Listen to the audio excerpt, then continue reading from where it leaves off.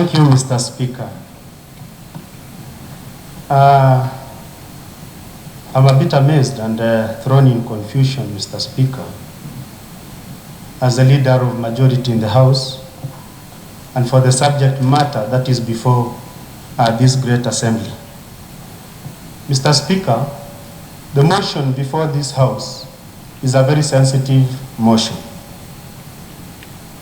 It is a motion, Mr. Speaker, that touches on an integrity, touches on a father, touches on a a servant who has served for a very long time. And it is upon this House to make a determination.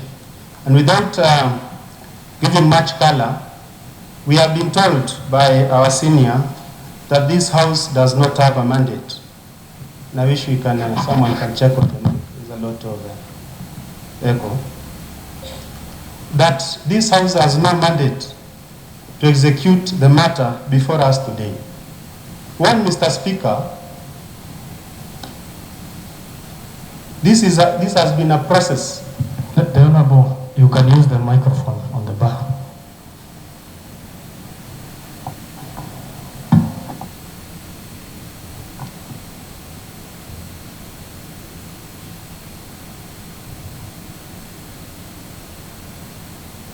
Thank you, Mr. Speaker. Where we are has been a process, Mr. Speaker.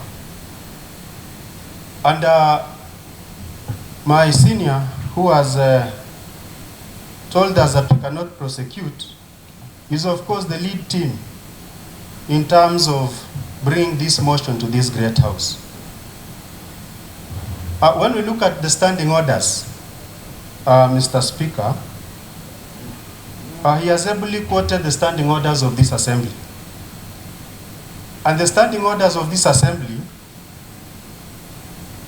we read in concurrent with other orders and other practices. According to the County Government Act, and there was one of 2012, with the new amendments of 2023. The older act, Mr. Speaker, had no provision even of how to dismiss a county secretary, but it has been put in the County Government Act of 2023. And I would wish to read for the benefit of doubt. If we can go to the County Government Act of 2023, subsection 40. It talks about how a county secretary is actually brought in.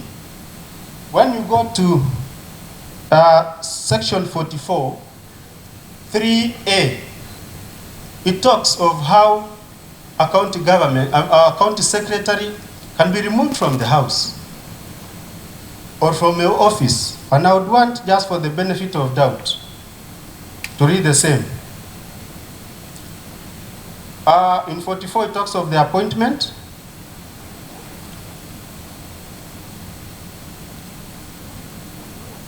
In 44, 3A, the county secretary may be removed from office on the following grounds. It states the grounds, starts by stating the grounds. It goes downwards, Mr. Speaker, to say that before, of course, the county secretary is removed, it has to be done in writing and he has to be notified. And there are the many options, Mr. Speaker, of removing, including him resigning from the office, and including the removal by the governor direct from the office. It is true, this is a house of law and order.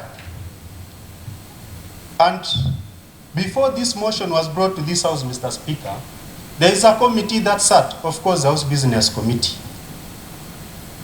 My senior here could not have taken the whole country into a trip, a joyriding trip, of making us believe that we can remove the county. Point of information, Mr. Speaker.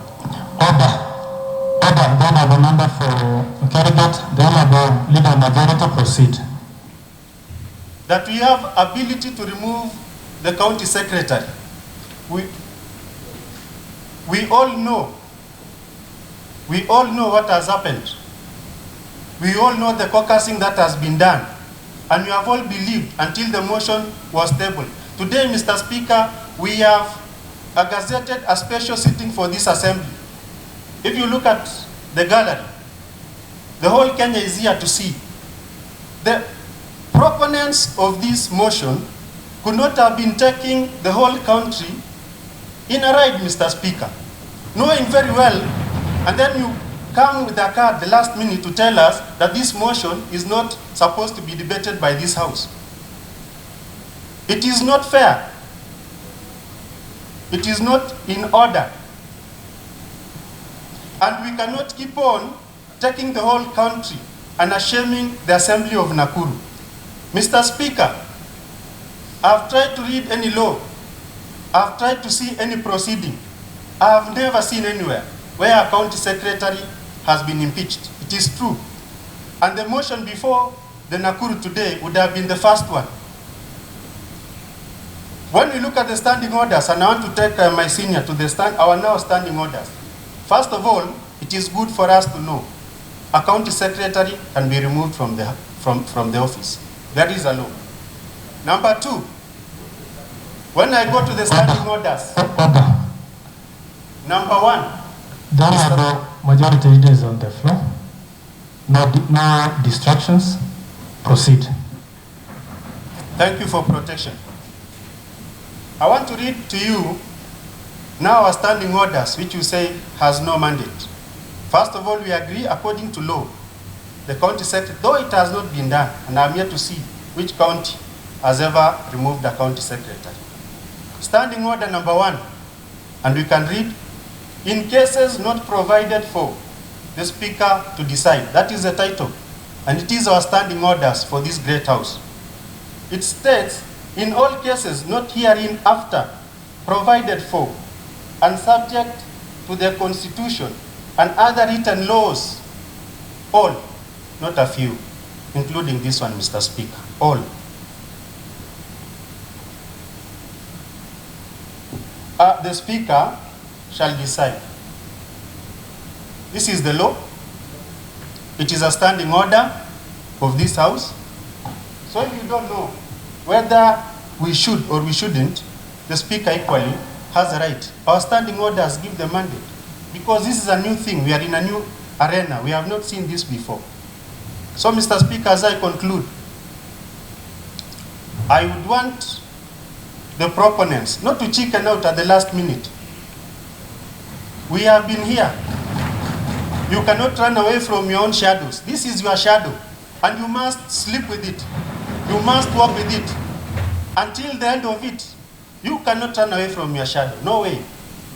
We have been in this mess for so long as a county assembly.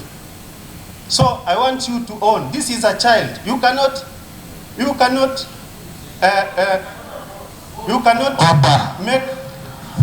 create a child, let me for a better word. You cannot make a woman expectant and work with this woman for 9 months, taking care of her, bring a lot of baby showers around, showering and thanking God that the child wants to be born. But at the time of labor pains, you start telling the woman to give birth. It cannot happen. This child must be delivered.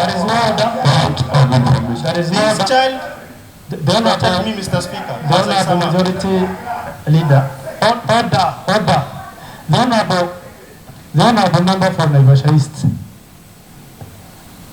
It is not honorable to shout when the other members did not shout at you.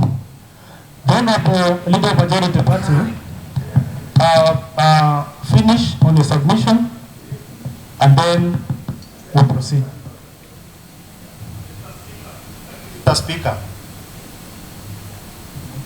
the bill of impeachment, the motion for impeachment is at the delivery stage.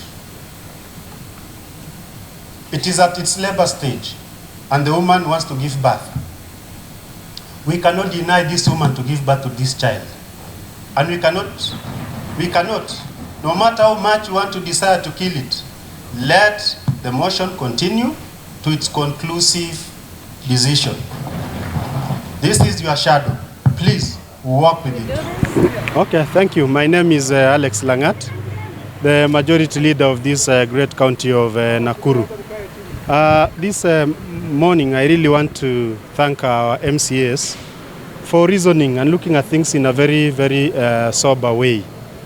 The subject matter that was before the House, matters of impeaching a county secretary, of course it is provided for in the law. The County Law Act of 2023, the amended one, clearly states how a county secretary is supposed to come in place, how he's supposed to be hired. And also in subsection 3A, it provides for us on how a county secretary can be removed from the office. When we look at our standing orders also, there are things that may not have appeared so clear in our standing orders. But the standing order number 1 of the County Assembly provides very clearly, in cases where you have tried to look at the common practices, where you have tried to see what has happened elsewhere, because we are allowed to refer, and you find that there is no reference, the Speaker of that Assembly is given authority to make a ruling. So there is always no lacuna in the law that this thing can never be done or that one can never be done.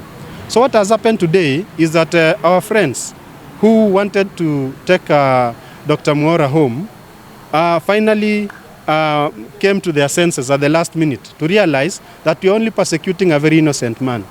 We were shedding blood for things that does not meet the threshold, because there's a threshold for removing somebody.